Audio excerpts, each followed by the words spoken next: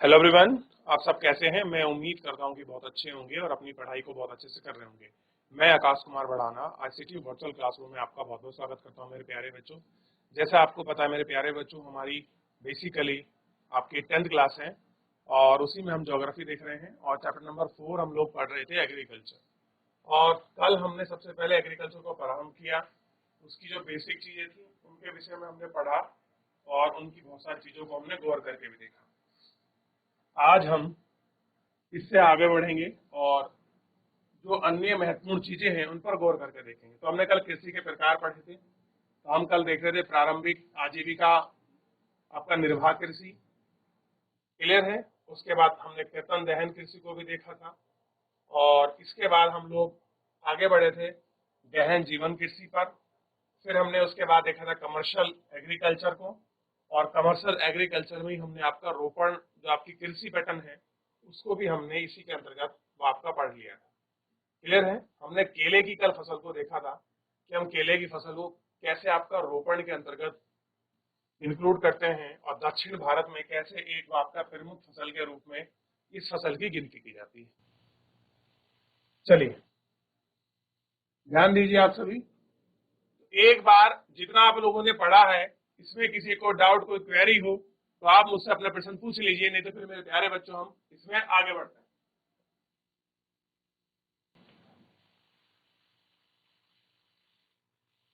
देख लिया बच्चों।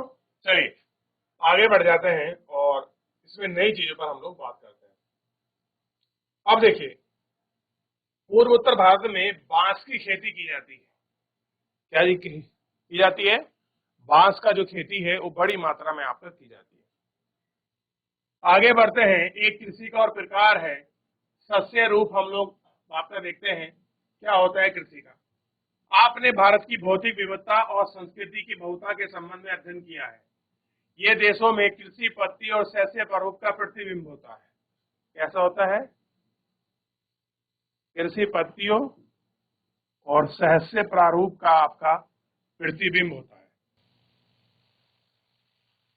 इसलिए देश में बोई जाने वाली फसल में अनेक प्रकार के खाद्यान्न और रेशे वाली आपका सब्जियां, फल तथा अनेक प्रकार के खाद्यान्न जैसे आपके फसलें, सब्जियां, फल, मसाले इत्यादि शामिल हैं। भारत में 3 शस्य ऋतु हैं जो इस प्रकार है। कौन कौन से ऋतुओं में फसल होती है? एक होती है रबी की फसल, एक होती है खरीफ की फसल, एक होती है जायद की फसल। बड़ी इंपॉर्टेंट है तीनों, आप इनको ध्यान देंगे।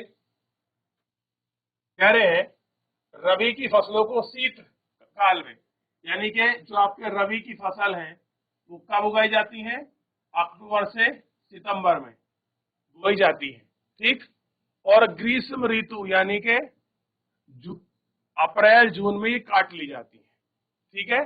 इनके मध्य में बोई जाएगी, इनके उसमें ही काट ली जाएगी। यानी कि जो फसल अक्टूबर नवंबर या अक्टूबर और आपके दिसंबर के बीच में बोई जाएगी वो अप्रैल और मई या जून के आसपास उसको फसल को काट लिया जाएगा, ठीक। अब जैसे गेहूं, जौ, मटर, चना, सरसों और कुछ प्रमुख फसलें क्या हैं? रबी की फसलें हैं। ये कैसी हैं? आपकी रबी की फसलें। यदि ये फसलें देश के विस्तृत भागों में बोई जाती हैं, कैसे हैं? देश के जो बड़े बड़े भाग हैं उन भागों में आपके बोई जाती हैं। उत्तर और उत्तर पश्चिमी राज्य जैसे आप देखेंगे पंजाब, हरियाणा, हिमाचल प्रदेश, जम्मू कश्मीर, उत्तराखंड और उत्तर प्रदेश में गेहूं तथा अन्य रबी की फसलों का उत्पादन महत्वपूर्ण रूप के राज्य हैं। ये ऐसे राज्य हैं आप जहां पर देखेंगे रबी की फसल आपका प्रमुख रूप से की जाती है, यानी कि इन यहाँ पर रबी की फसलों का उत्पादन में बहुत बड़ा योगदान है। आप देखेंगे गेहूं, मटर, सरसों, चना, यानी कि ये सारी ऐसी फसल हैं जो अक्टूबर, नवंबर और दिसंबर के मध्य में आपका बोई जाती हैं और आपका अप्रैल, मई और जून के बीच में इनको काट लिया जाता है। यानी कि शीत ऋतु में बोई जाती है और ग्रीष्म ऋतु में इनको काट लिया जाता है। ऐसी को बोलते हैं रबी की फसलें।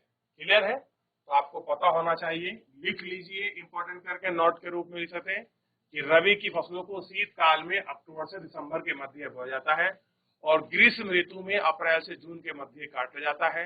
इसकी प्रमुख फसलें हैं गेहूं, जौ, चना, मटर, सरसों आदि। और इसके प्रमुख राज्य हैं उत्तर पश्चिमी राज्य, खासकर पंजाब, हरियाणा, हिमाचल प्रदेश, जम्मू कश्मीर, उत्तराखंड आदि। और इनमें सबसे महत्वपूर्ण फसल है गेहूं।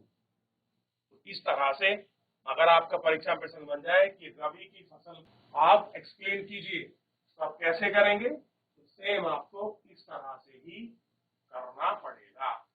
ठीक, ये आपको ध्यान रखना।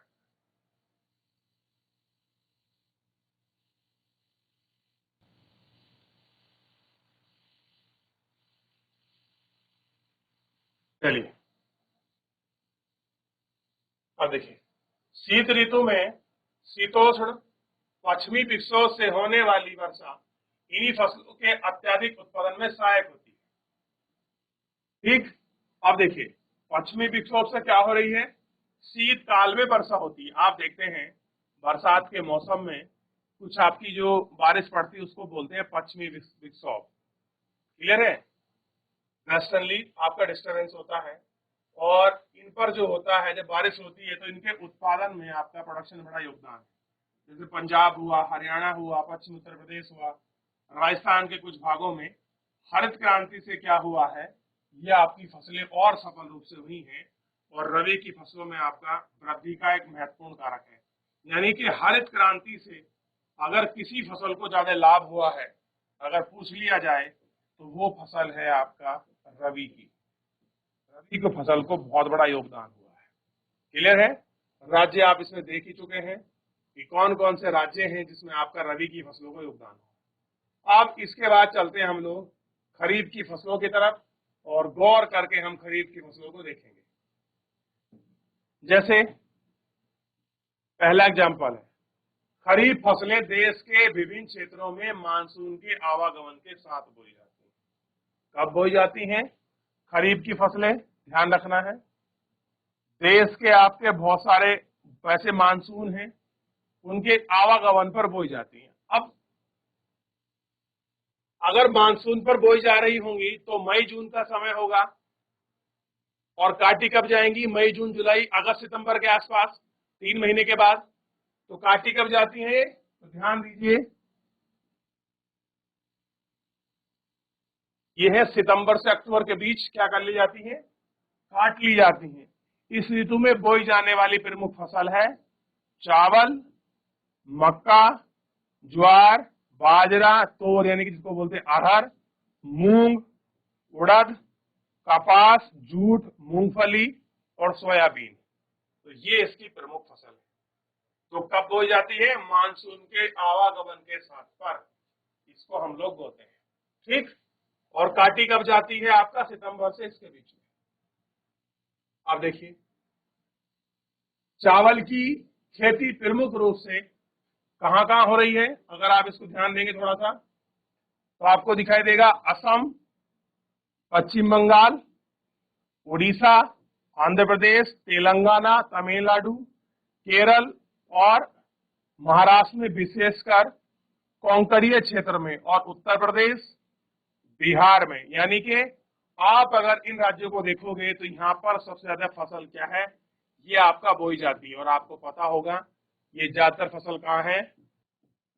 नदियों के जो आपके डेल्टा वाला क्षेत्र है या जहां नदियां पे क्या करती हैं? मुहाना बनाती हैं, उन क्षेत्रों में क्या है? आपका चावल की खेती अत्यधिक मात्रा में इसमें आपका की जाती है। क्लियर है? ये आपको ध्यान रखना है। पिछले कुछ वर्षों में चावल पंजाब हरियाणा में बोई जाने वाली महत्वपूर्ण फसल है। आप कह रहे हरियाणा को देख लीजिए और पंजाब को देख लीजिए, यहाँ भी क्या है? यहाँ की एक बोई जाने वाली महत्वपूर्ण फसलों में से एक है।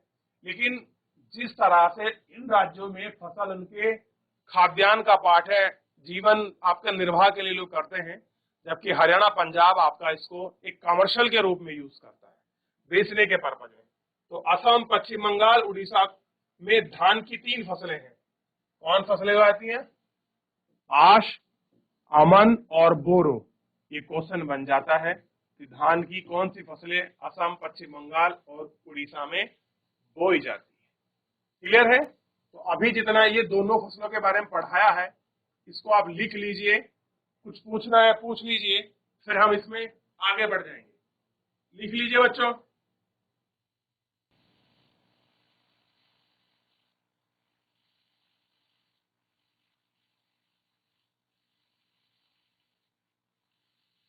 चलिए आगे बढ़ते हैं। कह रहे रबी और खरीफ फसलों के बीच ग्रीष्म ऋतु में बोए जाने वाली फसल को जायद कहा जाता है। कह रहे जो आपका ये फसल बोई जाती हैं इनको जायद कहते हैं। कब बोई जाती हैं? रबी और खरीफ की जो आपके ऋतुओं के बीच जो गर्मियों में जो फसल बोई जाती है, जैसे आपका आप देखेंगे तरबूज हो गया, खरबूजे हो गया, खीरे, सब्जी, चारे की जो फसलें होती हैं ये सब इससे में काउंट है। गन्ने की फसल को भी तैयार होने में लगभग 1 वर्ष का समय लगता है। कितना समय लगता है गन्ने की फसल को तैयार होने में? 1 वर्ष। सोच कर देखिए, 1 वर्ष में गन्ने की फसल तैयार होती है, ठीक? तब हमको गन्ना प्राप्त होता है कहीं जाकर। अब है प्रमुख फसलें। देखिए, मिट्टी, जलवायु और कृषि पद्धति के अंतर के कारण देश के विभिन्न क्षेत्रों में अनेक प्रकार की खाद्यान्न और अखाद्यान्न फसलें उगाई जाती हैं। भारत में उगाई जाने वाली फसलें जैसे कि आप देखेंगे चावल, गेहूं, मोटा अनाज, दालें, चाय, कॉफी, गन्ना, तेल, कपास, जूट इत्यादि शामिल है। ठीक, कैसी हैं ये सारी चीजें आपकी सामने। अगला बढ़ता है चावल। भारत में अधिकांश लोगों का खाद्यान्न चावल है। अगर हम फसलों की बात करें तो ये कुछ आपके प्रमुख फसलें हैं। चाय, कॉफी इनके मिट्टी, क्लाइमेट चाहिए, और कुछ हम लोग खाद्यान्न और अखाद्यान्न के रूप में ऐड करते हैं। ठीक, भारत में आपका अधिकांश लोग खाद्यान्न के रूप में क्या यूज करते हैं? चावल।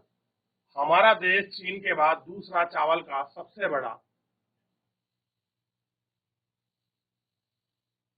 उत्पादक है। यानी कि पहले नंबर पर चावल के मामले में कौन है प्रोड्यूसर? तो आपको पता होना चाहिए, पहले नंबर पर चाइना है और दूसरे नंबर पर आपका भारत है। तो पहले नंबर पर हो गया चीन, ठीक, और दूसरे नंबर पर हो गया भारत। क्लियर है? यह एक खरीफ की फसल है जिसे उगाने के लिए उच्च तापमान यानी कि 25 डिग्री सेल्सियस और अधिक आर्द्रता यानी कि 100 से अधिक वर्षा की आवश्यकता होती है। कम वर्षा वाले क्षेत्र में इसे सिंचाई के उपयोग करते हैं, और जहां वर्षा कम होती है हम लोग इसका क्या कर सकते हैं? उपयोग इसका कर सकते हैं। अब देखिए, अब जहां वर्षा कम होगी तो क्षेत्र में सिंचाई के माध्यम से ही क्या कर सकते हैं? धान को उगा सकते हैं, गेहूं को, और क्षमा चाहूंगा चावल को बच्चों। तो चावल को हम लोग उगा सकते हैं। आपको पता है चावल एक जल प्रिय पौधा है। जब इसको लगाया जाता है तो जल चाहिए, क्लियर है, और इसको बनाते समय जल चाहिए, क्लियर है, और इसको खाते समय भी जल चाहिए। तो इसलिए कहते हैं कि जो चावल है वो क्या है? जल प्रिय पौधा है। ठीक, ये आपको ध्यान रखना है। तो मैदान में कटाई के लिए तैयार चावल की फसल है। तो चावल की फसल आपके सामने बिल्कुल कैसी खड़ी है? तैयार खड़ी है। आप इसको देख सकते हैं। क्लियर है? आइए थोड़ा सा और पढ़ते हैं इसके बारे में। कह रहे चावल उत्तर और उत्तर पूर्वी मैदान, तटवर्ती क्षेत्रों में डेल्टा प्रदेश में उगाया जाता है। क्या बताया था मैंने आपको कि जितने ही आपके डेल्टा रीजन होंगे और जहां पर आपका मैदान है और जो भी आपके आपके तटीय क्षेत्र है, कोस्टल एरिया है, नदियों के मुहाने हैं, नदियों के बीच का दोआब क्षेत्र है, उन क्षेत्रों में चावल की खेती की जाती है। अब देखिए, नहरों के जाल यानी कि जो नहरों का सिस्टम है, किसके लिए? बेसिकली आपका इरिगेशन के लिए।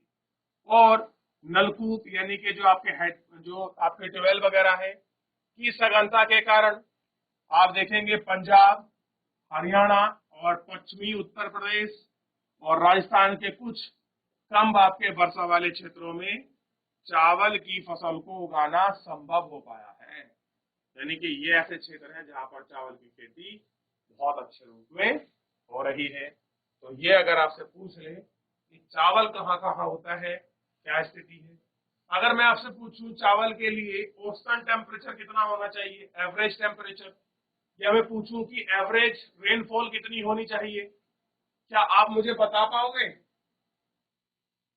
बताइए बच्चों।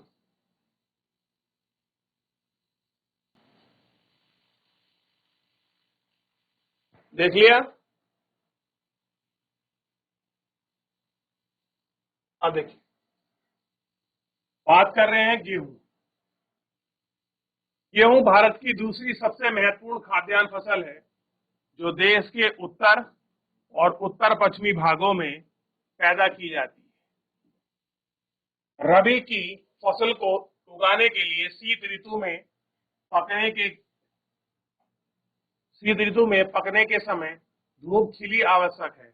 क्या होना चाहिए? जब गेहूं आपका पकता है उस समय तेज धूप की आवश्यकता होती है, यानी कि टेम्परेचर अच्छा होना चाहिए, और उगते समय जब ये पापक ग्रो कर रहा होता है तब धूप थोड़ी कम होनी चाहिए। इसलिए आप देखेंगे सितंबर अक्टूबर में और नवंबर में इसको आपका बेसिकली बोया जाता है, और फरवरी तक इसमें जो बाल है आपकी सघन हो जाती है, और मार्च तक लगभग और अप्रैल मई में इसको काट लिया जाता है।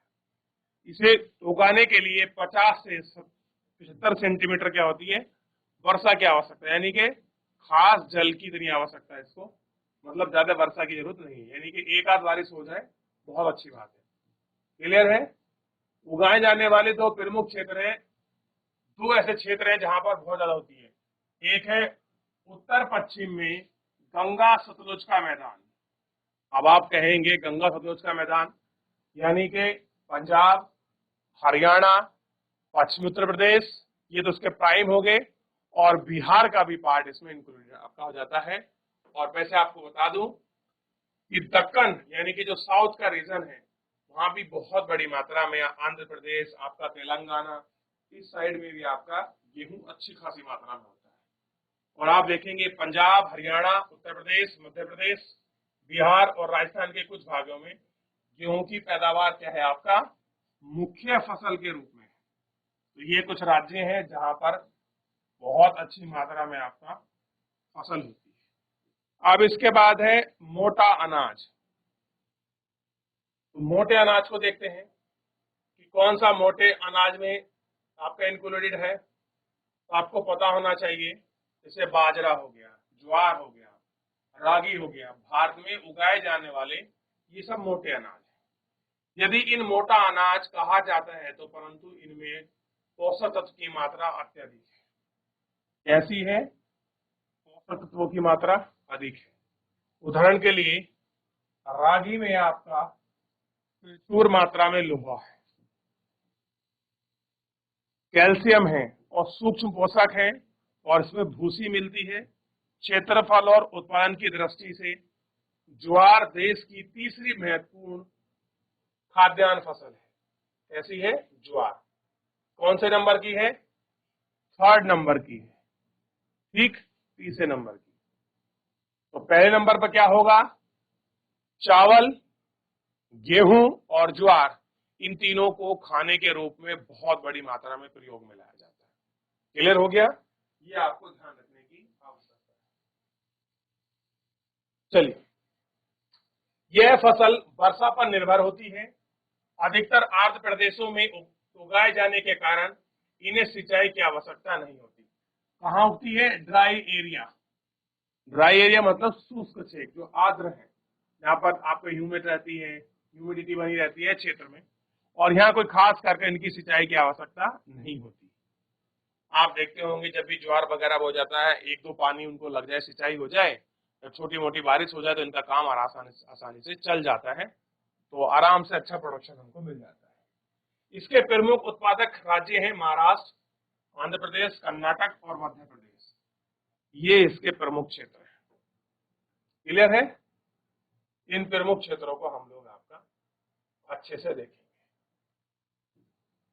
अगला है बाजरा। यह बालू और उथली काली मिट्टी पर उगाया जाता है।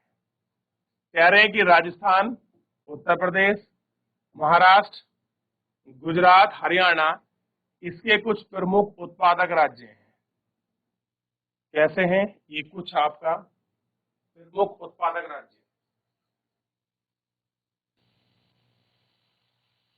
देख लिया। तो बाजरे में कौन कौन से इंक्लूडेड है? तो बाजरे के ये कुछ प्रमुख उत्पादक राज्य हैं।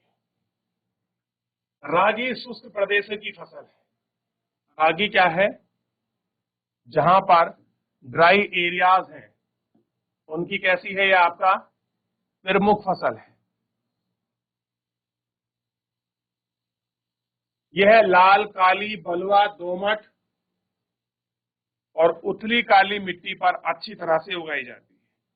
रागी के प्रमुख उत्पादक राज्य कर्नाटक, हिमाचल प्रदेश, उत्तराखंड, सिक्किम, झारखंड, अरुणाचल प्रदेश, ये इसके कैसे हैं आपका प्रमुख क्षेत्र है।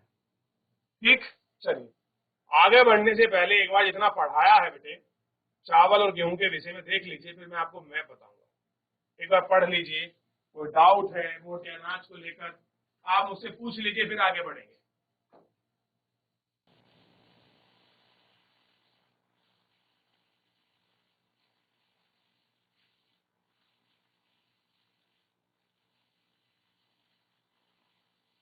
चलिए देख लिया, किसी कोई डाउट, कोई क्वेरी मेरे प्यारे बच्चों? चलिए तो आप इस तरह से पूरा इतना ध्यान रखिएगा। मक्का के विषय में हम लोग कल पढ़ेंगे। गेहूं को थोड़ा सा देख लीजिए, इस तरह से गेहूं की पूरी फसल आपके सामने है। ठीक है,